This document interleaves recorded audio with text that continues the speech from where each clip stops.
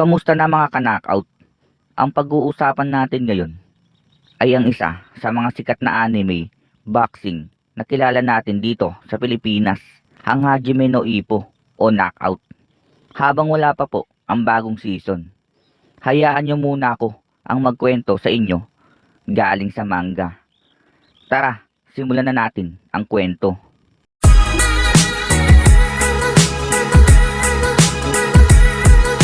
At matapos nga po magsimula ang round 2, na sa unang-una pa nga lang pagkasugod pa lang ni Tagaki, ay tinatamaan na nga siya na maraming beses dito ng kaliwa ni Karasawa, na sa ngayon nga ay bugbog sarado na si Tagaki. Ang nasa isip na nga po dito ng iba na hindi na nga daw po decision dito ang gusto ni Karasawa, na ang balak na nga daw po niya ay babagsakin dito si Tagaki.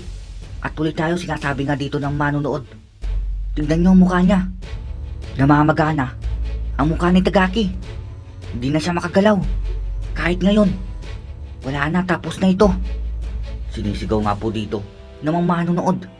At sabi nga dito ni Saiki, kailangan ko ng plano para matalo ko si Karasawa. Biglang sabi nga dito ni Saiki, at napatingin nga dito si Ippo, na sinasabi na nga nila natalo na si Tagaki. Ano?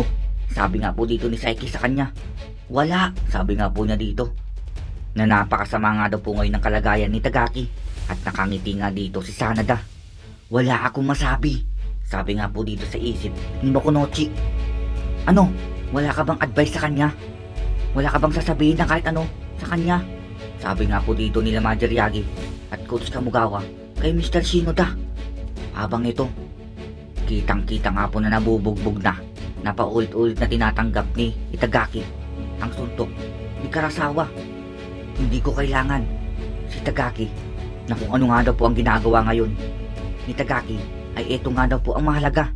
Siyempre, mas maganda kung mananalo kami, pero ang priority nga daw po nila dito ay yung experience na makukuha niya, na parang pinag-aaralan nga daw po nila dito ang laban sa Class A. Kung mas maganda ang papremyo at kung mababayaran siya, at kung makukuha nga daw po niya dito na umunlad pa pagkatapos nga daw po ng lahat ng ito. Sabi nga dito ni Mr. Shinoda na ito nga ang plano niya kay Itagaki. At sabi nga dito sa isip ni Coach Kamugawa, kung ganun, gusto mong matuto siya. Sabi nga po dito sa isip ni Coach Kamugawa, habang ito tuloy-tuloy pa rin ang pagtanggap ni Tagaki ng mga kaliwa o suntok ni Karasawa, na wala na nga pong magawa dito si Tagaki kung hindi saluhin nga ang bawat pagsuntok ni Karasawa. At sabay nun, sabay atras nga po dito ni Tagaki habang tinatamaan nga siya ng mga suntok. Kaliwa, pagkatapos ng kaliwa, si Karasawa ay isa lang ang ginagamit niyang pagsuntok, na si Tagaki ay ginagawa nga daw po ang lahat para nga daw po dito makapasok sa loob ni Karasawa. At pagkaatras nga dito ni Tagaki, pagkalayo nga po dito niya kay Karasawa, at titig nga niya dito kay Karasawa, at sabi nga niya dito sa isip niya, hindi niya ako hahabulin, na kung hindi nga daw gagalaw dito o susugod si Tagaki ay wala nga daw po siya na kahit anong tsansa, na talagang tatayo nga lang daw doon si Karasawa. At ito sabay tingin nga po ni Tagaki kung ilang oras pa ang natitira.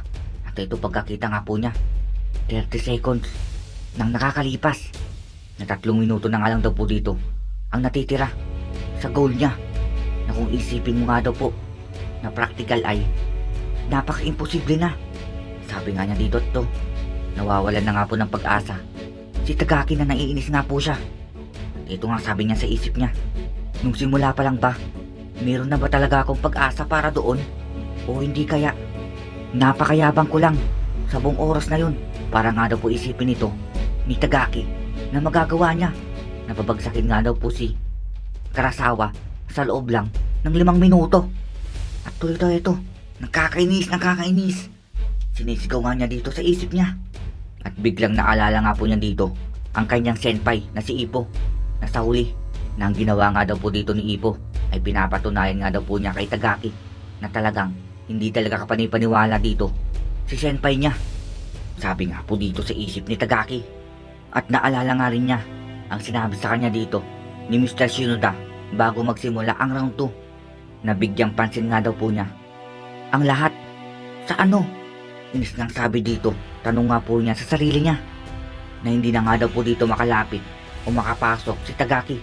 Simula nga daw po na naging mas mabilis sa kanya si Karasawa, at ngayon ang kanang kamao ko ay wala na, ay busted na. Nawala na ako ngayon dito, bagsak na ako. Na ano naman ngayon ang magagawa ko pa sa ganitong klaseng sitwasyon? Sinasabi nga dito sa isip ni Tagaki na wala na nga daw po siya maisip pa dito na kahit anumang bagay, na kahit ano wala. Na ang nasa sa loobin nga lang daw po dito ngayon ni Tagaki na tumatakbo ngayon dito sa kanyang isip ay yung nakakalungkot nga daw po. Ano ang gagawin ko? Sinasabi nga dito sa isip ni Tagaki, at bigla nga po niya ulit naisip dito. Ang tanong niya dito kay Ipo nung kumakain nga po sila, na meron nga siyang sinabi dito na isang goal kay Itagaki, na nung laban nga daw po niya dito kay Wally, na kahit isang beses nga lang daw po ay gusto niyang matamaan dito si Wally, na yun nga daw po ang naging goal niya sa bawat round. At nagawa nga daw po niyang matamaan doon ng 5 beses, na yun nga lang daw po ang ginol niya sa sarili niya na napakaliit. Na matapos nga daw po nun ay sinimulan na ni Ipo na unti-unting dagdagan ng paunti-unti nga daw po kada round, na ang bilang nga daw po na gusto niyang itira dito kay Wally, ang puntirya niya, na dito nga nanalo si Makunochi, na ito nga ang kwento niya kay Itagaki. At pagkatapos nun, ito nga po ang naging itsura ni Itagaki, na ito nga po ang pumasok ngayon sa isip niya, na parang nagbalik nga dito ang lakas ni Itagaki, o nagkaroon nga po siya ng plano na ito. Sabi nga po ni Itagaki, alam ko na itigil nga daw po muna niya ang ibang iniisip niya, at unti-unti nga daw po niyang simulan dito ang maliliit na bagay. Oo, nakuha ko na ngayon. Kakalimutan ko muna ang goal ko sa oras na ito, at sa una, ang kailangan ko ay simulan ang maliliit na bagay, na para nga daw po dito makagawa ka ng isang malaki ay kailangan mo munang magsimula sa maliit. Pero paano ko ito magagawa? Sinasabi nga po dito sa isip ni Tagaki, at sabay nun ginalaw-galaw nga niya dito ang kaliwang kamao niya, at napansin nga ito ni Karasawa. Pero wag nga daw po masyadong sobra na gagawin niya ito, dahil masisira nga daw po ngayon o mapipilay ang kanang kamao niya, na ang natitira na nga lang daw po dito sa kanang kamao niya ay 1 o 2 suntok na lang. Ang ibig sabihin nun na kailangan nga daw po niyang tipirin ang lakas niya para dito, na panghuli nga daw po niya siguro ang kanan niya, na ipanghuhuli nga daw po niya dito ang kanang kamao niya. At kung nakarami na nga daw po siya dito sa mga maliliit niyang gagawin, siguro ay dapat na nga daw po niyang dagdagan ito ang mga ginagawa niya, na kung naparami na nga daw po niya dito ang kaliwang kamao niya, ang left jab niya, ito nga po ngayon ang plano ni Tagaki, na paramihin naman daw po dito ang kaliwa niya. Kung nakatama ako ng 1, gagawin ko naman ay 2, at susunod nun 3. Oo, ipagpatuloy lang, huwag kang mag-alala na kung hindi nga daw po ito gaanong masama ang tama o malakas ang tama, mag-focus ka lang sa isip mo at sa katawan mo, mag-concentrate ka lang, at tatama rin ang marami mong kaliwa. Binubulong nga po dito ng maraming Itagaki sa isip niya, na pagkatapos nga daw po ng lahat ito ay pwede niya nang alalahanin yung ibang iniisip niya.